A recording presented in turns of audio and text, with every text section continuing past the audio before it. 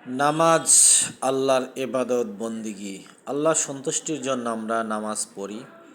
আপনি দেখুন, নামাজের মধ্যে আত্তাহিয়াতু সূরা পড়তে হয়। আত্তাহিয়াতু সূরার মধ্যে আমার নবীজিকে সালাম দেওয়া হয়, সোয়ালিহীন বান্দাদেরকে সালাম দেওয়া হয়।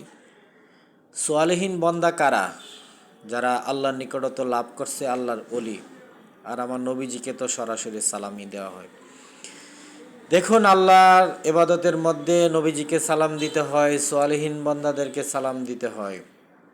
কিন্তু মসজিদ থেকে নামাজ পড়ে বের হয়ে কিছু নামদারি আলেম আছে যারা বলে আল্লাহর অলির মাজার ভেঙে ফেলো। সোয়ালিহীন বান্দা কারা? আল্লাহর অলিগণ, আল্লাহর বন্ধুগণ।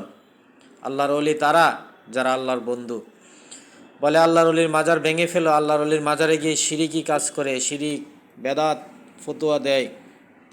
আল্লাহর অলির কাছে চাইলে শিরিক হয়, এভাবে ফতোয়া দেয়। আর যারা বলে আল্লাহর অলির কাছে চাইলে শিরিক হয়,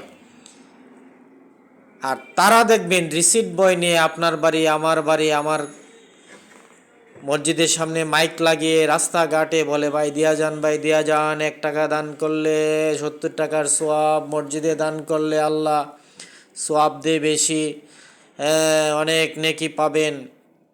এইভাবে তারা আল্লাহর ঘর মসজিদের নামে ভিক্ষা করে, মাদ্রাসার নামে ভিক্ষা করে।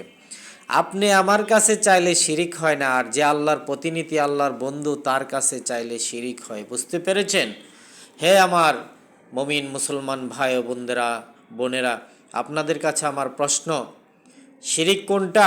আল্লাহর অলি, আল্লাহর বন্ধুর কাছে চাইলে শিরিক, নাকি আমাদের মতো মানুষের কাছে চাইলে শিরিক?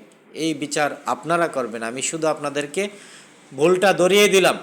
যারা বলে আল্লাহর অলির কাছে গিয়া চাইলে শিরিক, তো মানুষের কাছে চাইলে কি হয়? আল্লাহর বন্ধুর কাছে চাইলে যদি শিরিক হয়, তাহলে আমার মতো গুনাহগারের কাছে চাইলে কি হবে? এটা আপনারা বিচার করুন।